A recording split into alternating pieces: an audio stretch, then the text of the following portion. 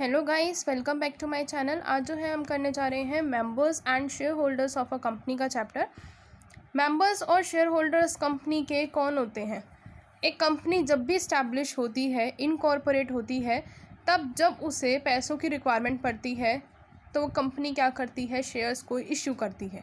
Shares को issue करने के बाद जो भी उस कंपनी के शेयर्स को परचेज़ करते हैं वो वाले पर्सन्स कौन से होते हैं, शेयर होल्डर्स उस कंपनी के, उनको हम शेयर होल्डर्स कहते हैं। और साथ ही साथ उस कंपनी के वो क्या बन जाते हैं, मेंबर्स बन जाते हैं। अगर हम जनरल रूल की बात करें, meaning as a general rule, जो मेंबर है उसी को ही हम शेयर होल्डर मानते हैं किसी भी कंपनी का। And member denotes a person who has acquired share in a company with share capital or has a voting right in a non-share capital company। Share capital की कंपनी में जिन्होंने shares acquire कर रखे हैं, अपने पास रख रखे हैं, वो होते हैं मेंबर कंपनी के।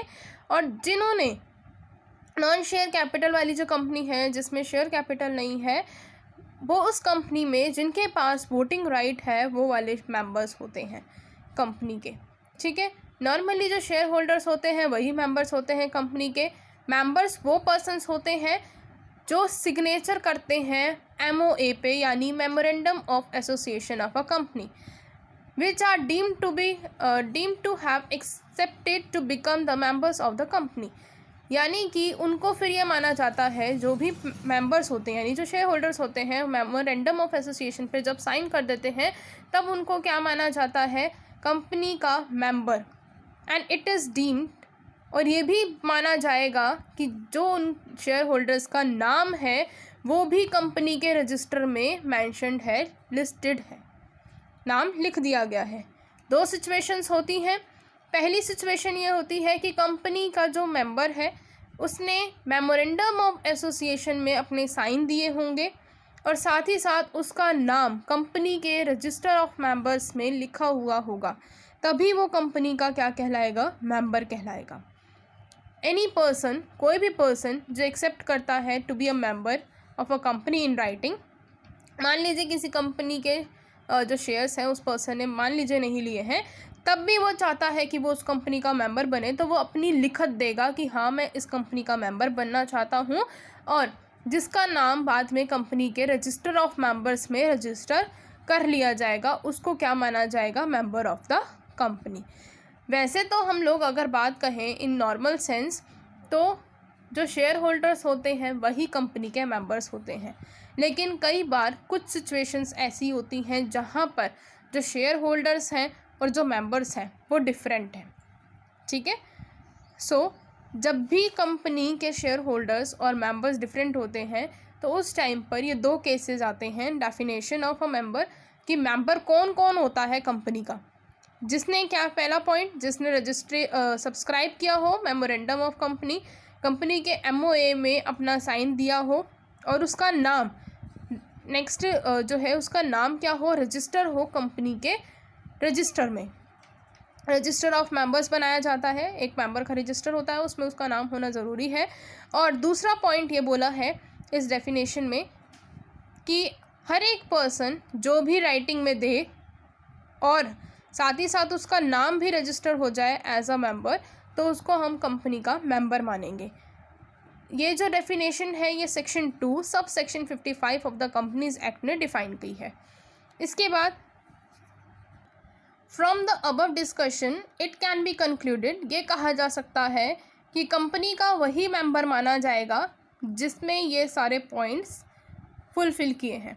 तो पहला पॉइंट ये है कि those who have been allotted the company's share, जिसको कंपनी के शेयर अलॉट किए गए हैं यानी इशू किए गए हैं, वो वाला पर्सन कंपनी का मेंबर माना जाएगा। दूसरा point, the transferees of shares whose name have been registered in the company's register of members. अब ध्यान से सुनिएगा, कुछ शेयर्स ऐसे होते हैं जिनके ऊपर कंपनी जो है उन शेयर्स को ऐसा इशू करती है कि वहाँ पर जो शेयर होल्डर है उसका नाम नहीं लिखा होता और ना ही वो कंपनी के रजिस्टर्ड में उसका नाम मेंशन होता है। इन शेयर्स को हम बोलते हैं शेयर वारंट। जो शेयर्स विदाउट नेम इशू किए गए हैं और साथ ही साथ कंपनी के रजिस्टर में भी उनका नाम नहीं लिखा गया, क्योंकि वो शेयर्स उस नाम पे हैं ही नहीं, वो सिर्फ एज अ सिंपल फॉर्म में इशू कर दिए उस पर्सन को। तो जब वो शेयर्स कोई एक पर्सन दूसरे पर्सन को ट्रांसफ़र करता है और फिर जो ट्रांसफ़र ही होता है, यानी जिसको ट्रांसफ़र किया गया है, जब वो अपना नाम कंपनी के रजिस्टर में लिखा देता है तो वो कंपनी का मेंबर बन जाता है। ठीक है।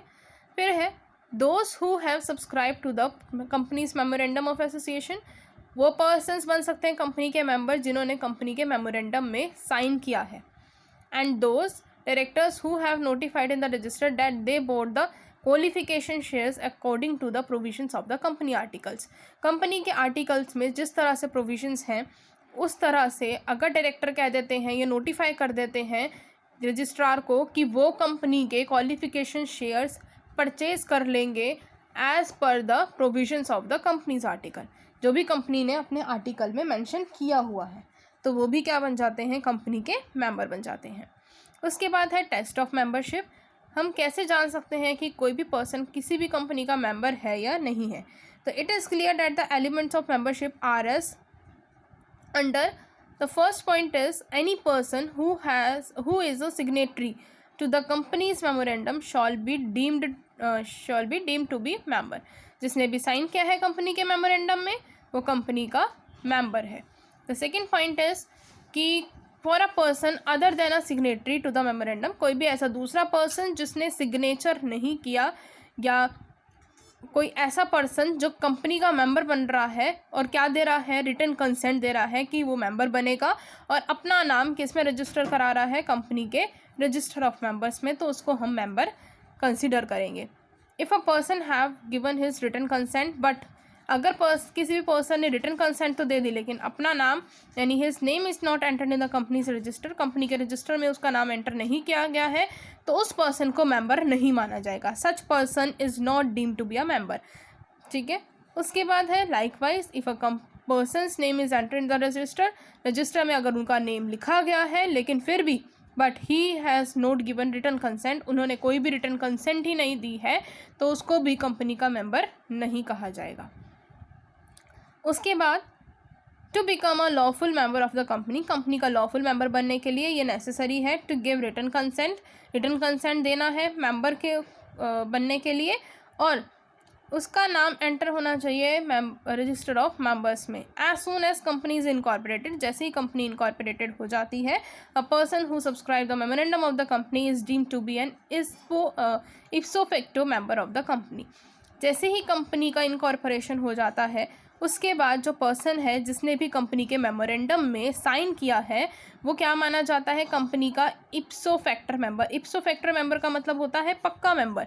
उसको आप ये नहीं कह सकते कि आपने साइन किया था तो आप कंपनी के मेंबर फिर भी नहीं है, लेकिन वो पक्का मेंबर होता है।